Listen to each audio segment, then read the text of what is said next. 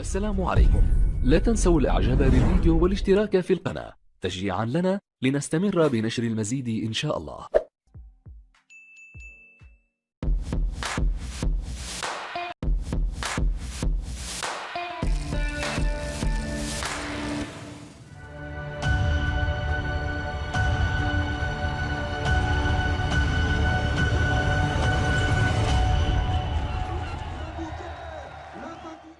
Bonjour et bienvenue sur la 15e étape du Tour de France. Fin du triptyque pyrénéen aujourd'hui à la veille de la journée de repos, 185 km au départ de Limoux. 4 ascensions dont l'enchaînement en fin d'étape très difficile, mur de Péguerre avant la montée vers le Prat d'Albi sur les hauteurs de Foix.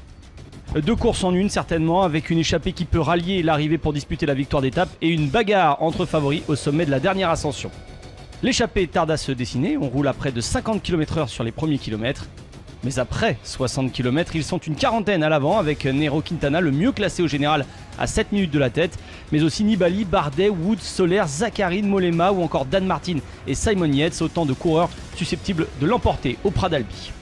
Un peu plus de 2 minutes d'avance sur le peloton emmené par les Deceuninck Quick-Step du maillot jaune qui veille au gain.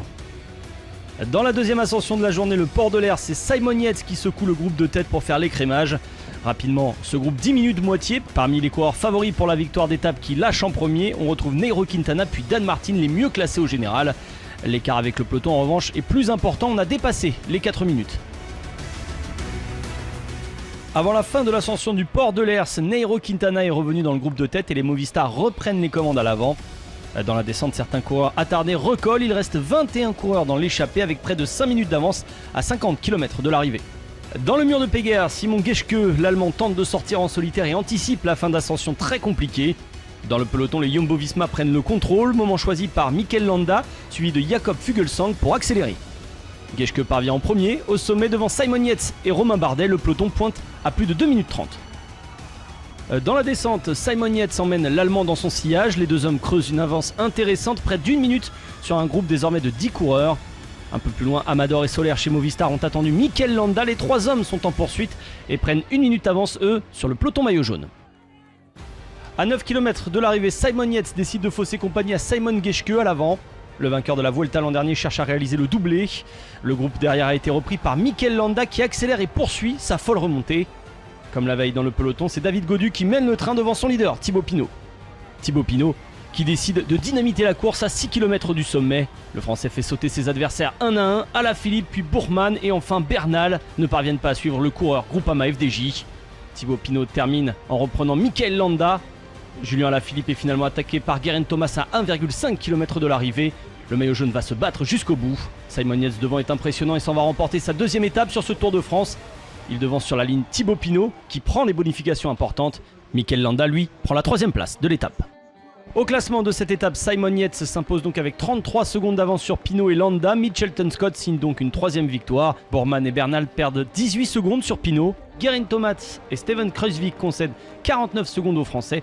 Julien Alaphilippe termine 11e et perd 27 secondes sur Thomas. On a roulé vraiment fort du début jusqu'à la fin de l'étape. Je voulais être plus agressif sur cette course et ça m'a souri. Thibaut Pinot est donc le plus en forme des favoris. Après son succès hier sur le Tourmalet, Pinot a encore une fois fait grande impression.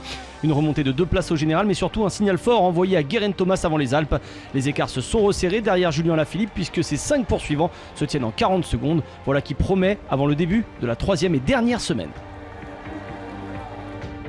Au classement général, Alaphilippe reste en jaune avec 1 minute 35 secondes d'avance sur Thomas. Kruijswijk est toujours sur le podium mais sous la menace de Pinot, revenu à 3 secondes. L'écart est plus important ensuite entre Bourman et Landa avec plus de 2 minutes d'écart. Côté français, Warren Barguil gagne encore une place, il est 12e à 7 minutes 22 du leader.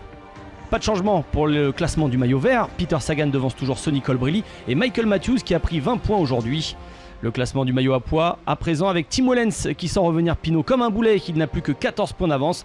Romain Bardet remonte à la 11e place avec 18 points.